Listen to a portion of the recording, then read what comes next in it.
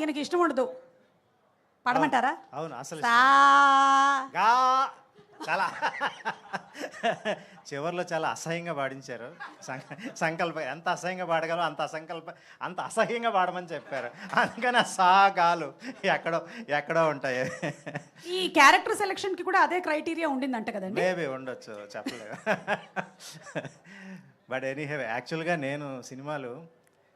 నేను పెట్టుకునే ఆర్డర్ ఏమిటంటే, మొట్టమొదటి పుల్లయ్య గారి సినిమాలు, కేవీ రెడ్డి గారి సినిమాలు, బిఎన్ రెడ్డి గారి సినిమాలు సంవత్సరానికి ఒకసారి చూస్తాయి మొత్తం.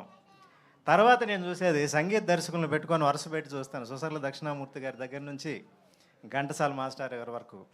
సో చివరికి తెలుగులో సంగీతం మీద బేస్ అయిన సినిమా వస్తుందని అసలు ఎప్పుడు ఊహించలేదు. ఈ జనరల్గా ఇంగ్లీష్ సినిమాలు ఎక్కడన్నా ఒకటి అరా చూస్తాం, ఆ వచ్చిందే 4 సార్లు పెట్టుకొని చూస్తూ ఉంటాం, అది కూడా యానిమేషన్స్ ఎక్కువ ఉంటాయి. బట్ తెలుగులో లైవ్ క్యారెక్టర్స్ మ్యూజికల్ ఫిల్మ్ రావడం అన్నది నిజంగా మా అదృష్టం. ఎప్పుడో 1940s నటులందరికీ గాత్రం ఉండాలి, పాడగలిగిన వాడే నటుడు, పాడగలిగిన వాళ్ళే కేవలం నటులు ఆ రోజుల్లో. అందుకే నాగేశ్వరరావు గారు కూడా మొదట ఆయన సినిమాలకి ఆయనే పాడుకున్నారు, లేకుంటే అసలు అవకాశం ఉండేది కాదు. అది మళ్ళీ బహుశా మన నాగశ్విన్ గారును, సంగీతం సారు ప్లస్ డిఎస్పి గారు ఆ ఆనవాయితీ మళ్ళీ తీసుకొస్తారేమో, అయ్యా మీకు పాట వచ్చా, వస్తేనే మా సినిమాలో వేషం అనే పరిస్థితి. So I'm happy sir. యాక్చువల్గా వేషాలు ఎన్నైనా చేస్తాం, కానీ శాపం అండి, శాపం ఎవరి మాట వింటది? ఎవరి మాట వినదు. కావాలంటే తీసుకోండి. మనం అందరం శాపగ్రస్తులమే, అందులో డౌట్ ఏం లేదు. అదే మా సుమక్క ఇంతకుముందే పాప మా అహల్య వయసు గురించి చెప్తుంది. అక్కాయ మనకెందుకు వయసుల గురించి చెప్పు, మనం ఇప్పటి వాళ్ళమా చెప్పు, ఎప్పుడో స్వాతంత్రం వచ్చిన టైంలో వాళ్ళం. కట్ చేయండి,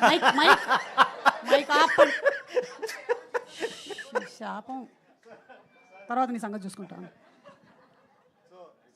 సార్ యాక్చువల్గా కేవీ రెడ్డి గారి దగ్గర నుంచి నాగేశ్వన్ గారి దాకా అంటే తెలుగు సినిమా మొత్తం కవర్ అవుతుంది. బట్ అది కూడా అక్కర్లేదు, సంగీతం గారి దగ్గర నుంచి సంగీతం గారి దాకా అంటే మొత్తం కవర్ అవుతుంది. What a great thing. ఎంత ఎన్ని రకాల సినిమాలు. అలాగే అశ్విని దత్ గారి దగ్గర నుంచి నాగేశ్వన్ గారి దాకా అంటే ఇంకో తరం మొత్తం కవర్ అవుతుంది. ప్రొడక్షన్ వైపు మొత్తం.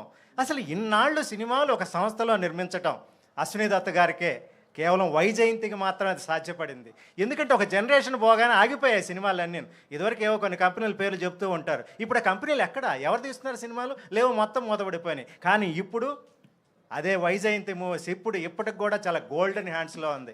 ఎంత మంచి సినిమాలు వస్తున్నాయి. I'm very happy. ఎందుకంటే మేము చదువుకునే రోజుల్లోనే తినటానికి భోజనం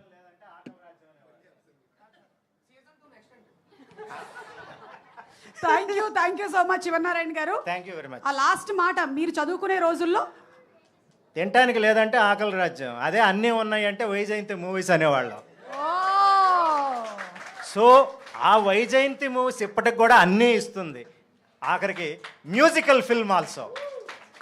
so that is the greatness of them. So సంగీతం గారికి నా నమస్కారం, అలాగే మా నాగేశ్వని గారికి, మా స్వప్న మేడం, ప్రియాంక మేడం, అందరికీ థ్యాంక్స్ అండి. సార్ డిఎస్పి గారు మాకు ఇచ్చిన అవకాశం చాలా గొప్పది, మాతోనే పాడించాలి అనుకోవడం నిజంగా మా అదృష్టం.